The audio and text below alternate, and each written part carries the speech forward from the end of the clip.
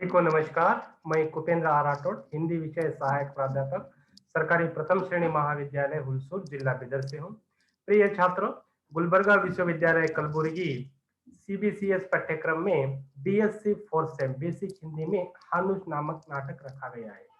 आज हम इस नाटक के बारे में अध्ययन करेंगे।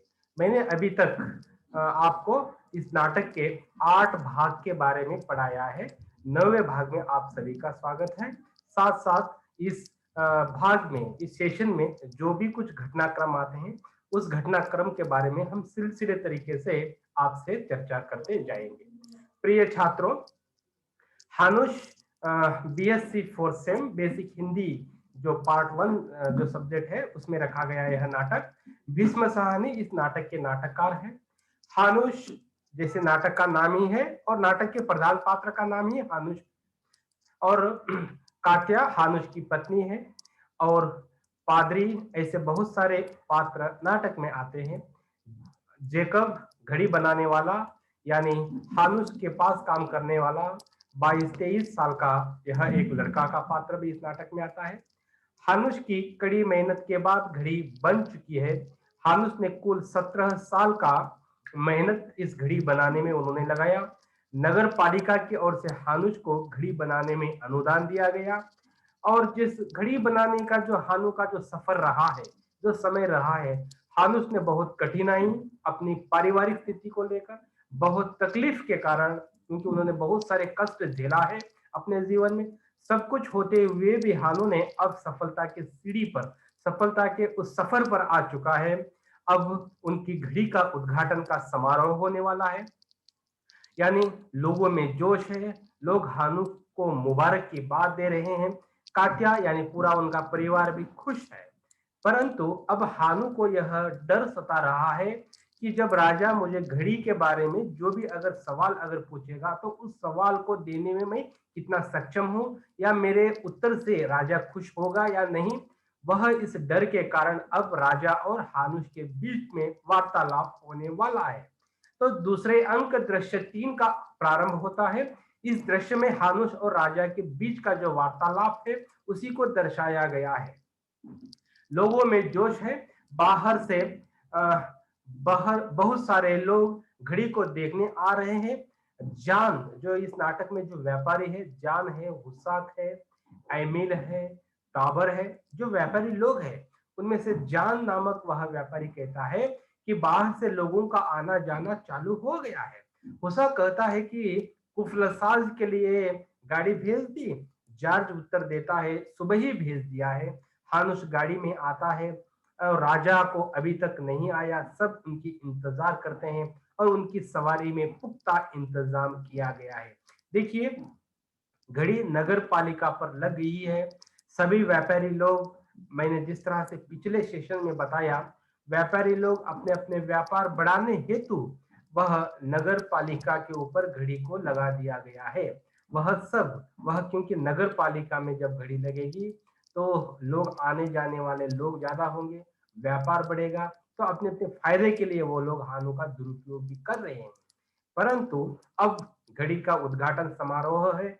हानुष के लिए यानी गाड़ी भेजी गई है।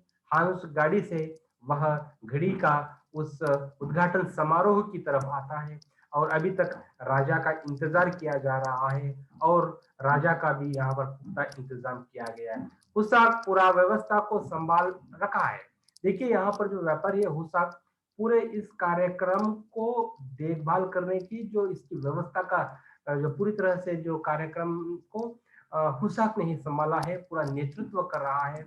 वह सभी को निर्देश दे रहा है कि जब राजा आएगा, राजा के साथ हमारा प्रोग्राम यानी कार्यक्रम किस तरह का रहना है, पूरी तरह से जिम्मेदारी हुसाक ने ही लिया है। हानुष को लोग मिलने आ रहे हैं, झुककर प्रणाम करते हैं, और हुसाक सभी को आवाज दे रहा है कि महाराज आने वाले हैं, आप सब अपनी अपनी जगह पर बैठ जाइए।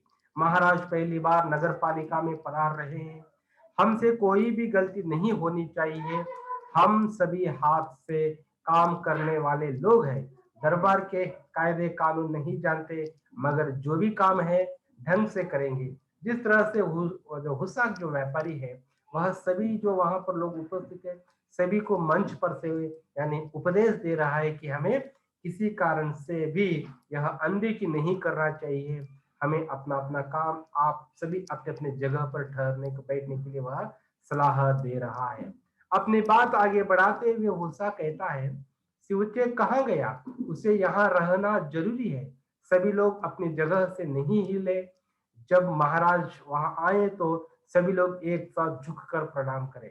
तो जो हुसाक है वह कहता है कि जब राजा हमारे प्रोग्राम में, हमारे कार्यक्रम में जब आएंगे, यानी घड़ी के उद्घाटन के समारोह में जब राजा आएंगे, तो जो भी यहाँ पर लोग उपस्थित हैं सभी को हुसाक निर्देशन दे रहा है कि आपको राजा जब आएंगे तो झुककर राजा का प्रणाम करना चाहिए।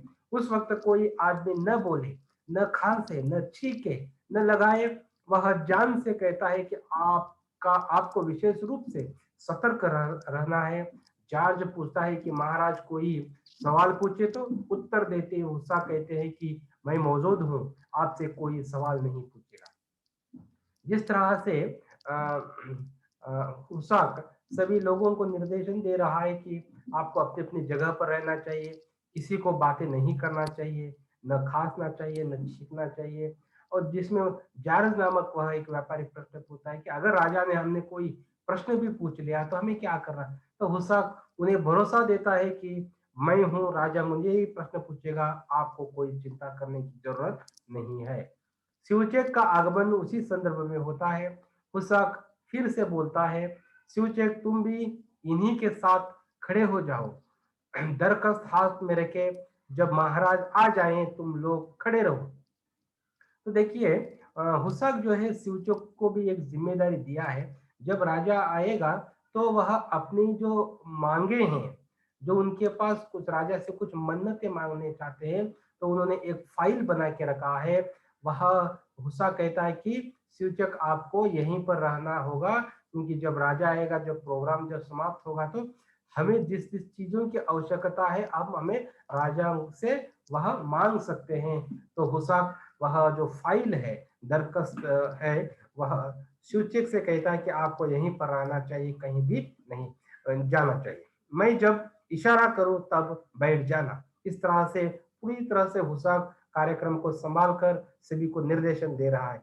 मगर हम 5 आदमी तो यहाँ रहना है। वह हानुस से कहता है कि वहां क्यों खड़ा है, वह तो महाराज आने का रास्ता है। देखिए जहां पर हानुस खड़ा है उसे हुसैक बताता है कि आपको वहीं पर नहीं, वहां खड़ा नहीं रहना चाहिए, क्योंकि उसी रास्ते से अब राजा का आगमन होने वाला है। तुम यहाँ खड़े रहो और सभी कान खोलकर सुन लो। से यानी बस पहले मैं महाराज का, वह कहते हैं कि मैं सबसे पहले महाराज का मैं स्वागत करूंगा। इस तरह से वह अपने निर्देशन दे रहे हैं। इसके बाद महसूल चुंगी का मसला टाबर ने पेश करेगा। तो जिस तरह से व्यापारी लोग अपने अपने व्यापार बढ़ाने के हेतु राजा से कुछ निवेदन करना है, तो वह हुस्सा कहता है कि महसूली चुंगी का जो मसला है, जो व्यापारी लोगों का जो मसला है, वह टाबर पेश करेगा। दूसरी दरखास्त दरबार में शिवचेक पेश करेगा। आखिर में कुफलसाज हानुश पेश होगा। यह सब आपको याद रखना है। जो सवाल महाराज पूछेंगे ठीक ठीक से उसे जवाब देना है। देखिए हुसैन जिस तरह से कार्यक्रम को संभाल के रखा है, क्योंकि वह कहता है कि हमें किस तरह से पूरी तरह से कार्यक्रम को आगे बढ़ाना है, कार्यक्रम को किस तरह से प्रारंभ करना चाहिए और बढ़ते हुए कार्यक्रम को किस तरह से राजा के सामने हमारी निवेदन पेश करना है। पूरी तरह से उन्होंने एक चार्ट आउट बनाया है। उसी की तरह से वह कार्यक्रम को आगे बढ़ाना चाहता है और सभी जो वहां व्यापारी लोग हैं सभी से अपने अपने काम को वह बांटते, विभाजन करते हैं और साथ साथ सभी को जिम्मेदारी भी उत्साह देता है। और अगर किसी सवाल के जवाब नहीं दे सकते तो मेरी तरफ देखो। वह सभी से, व्यापारी से यह भी कहता है कि अगर राजा ने आपको अगर प्रश्न भी पूछ लिया, अगर सवाल भी पूछ लिया, अगर आपको उसका उत्तर मालूम है तो दे दीजिए, अगर नहीं मालूम हो तो आप मेरी तरफ इशारा कर दीजिए, मैं ही सब कुछ संभाल लूंगा, यानी मैं उत्तर दे दूंगा, उस सवाल का जवाब मैं दूंगा। सभी को घबराने की कोई बात नहीं। महाराज जब निकल जाए सब लोग अपने अपने जगह पर खड़े रहे, मैं और जान नीचे तक छोड़ने जाएंगे। पूरी तरह से जो हुशाक है वह कार्यक्रम का उन्होंने आयोजन यानी पूरी तरह से कार्यक्रम कैसे बनाना चाहिए वह तैयार करके बैठा है। और जिस तरह से कार्यक्रम समाप्त होगा वह यह भी कहता है कि जान और मैं हम दोनों राजा को छोड़ने के लिए नीचे तक भी जाते हैं। जॉर्ज पूछता है हमें कैसे पता चलेगा कि महाराज चले गए। हुसाक उत्तर देता है कि उनकी गाड़ी के पहियों की आवाज से पता चल जाएगा।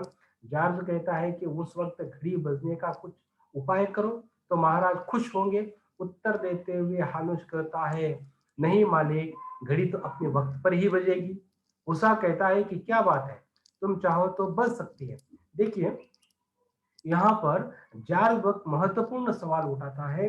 वह हानुश से कहता है कि जब राजा आएगा राजा के सामने अगर घड़ी अगर बज जाएगी तो राजा दुगनी उनकी खुशी हो जाएगी। तो वह हानुश से कहते हैं कि ऐसी भी कोई उपाय करो जब राजा आएगा तो घड़ी बजेगी। तो हानुश उसका उन्हें उत्तर देता है नहीं ये घड़ी तो अपने अपने वक्त पर ही बजेगी इसमें ऐसा कोई बात नहीं है। तुम चाहो तो बच सकती है। यह हुसाक हानुस से कहता है अगर तुम अगर कोशिश करते हैं तो ये घड़ी राजा के आने के संदर्भ में भी आवाज लगा सकती है। तुम्ही तो बनाया है। हानुस कहता है कि यह मशीन है मालिक। जॉर्ज कहता है ठीक कहता है हानुस यह तो घड़ी है। जिस तरह से हानुस की घड़ी के बारे में वहां व्यापारी लोग भी कहते हैं कि अगर राजा के आगमन के संदर्भ में भी अगर यह बच जाती है तो राजा को हम ज्यादा खुशी राजा खुशी हो सकता है। तो इस तरह से इसके उत्तर में हानुश कहता है कि वह तो मशीन है ऐसा जब आएगा वहां पर वह नहीं बजेगी वह अपने समय पर ही बजेगी इस तरह से हानुश कहता है। उसी संदर्भ में महाराज का आगमन होता है। पीछे पीछे मंत्री है पादरी है दो एक अंगरक्षक साथ है। महाराज पूछता है वह घड़ी बनाने वाला कौन है। जिस तरह से सभी को इंतजार था राजा को आगमन की राजा का आगमन होता है। हानुश का नाटक के साथ साथ हानुश का पात्र का बारे में मैं यहाँ पर बताना चाहूंगा। हानुश को जो इस नाटक के बारे में जो घड़ी बनाया है घड़ी बनाने के बाद भी उसे जो राजा अपनी घड़ी बनाने हेतु वो उनकी सोच क्या रहेगी राजा का यानी विचार क्या रहेगा। हानुश को जो डर था आखिरकार वह डर अब वहां पर आ चुका है। राजा का आगमन होता है। आते ही राजा ने पूछा कि यह घड़ी बनाने वाला इंसान आदमी कौन है। हानुस तुरंत वहां पर हाजिर हो जाता है। महाराज पूछता है कि तुमने ही यह घड़ी बनाई है। तो हानुस हाँ बोलता है। महाराज फिर से तुम्हारी घड़ी बजती क्यों नहीं।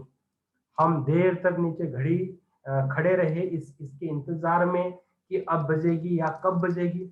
हानुस उत्तर देता है हुजूर यह वक्त पर ही बजेगी। देखिए जिस तरह से राजा आते ही हानुस के ऊपर प्रश्नों की जब झड़ी लगा देते हैं तो वह एक के बाद एक प्रश्न पूछते हैं कि आखिरकार आपकी घड़ी क्यों नहीं बजती है। तो हानुस उत्तर देता है कि नहीं मालिक यह घड़ी तो अपने अपने वक्त पर ही बजेगी। इस तरह से हानुस डरते हुए उत्तर देता है।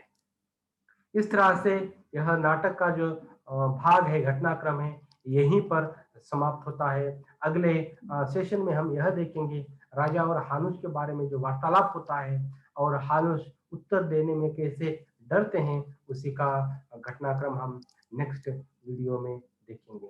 तो छात्रों धन्यवाद।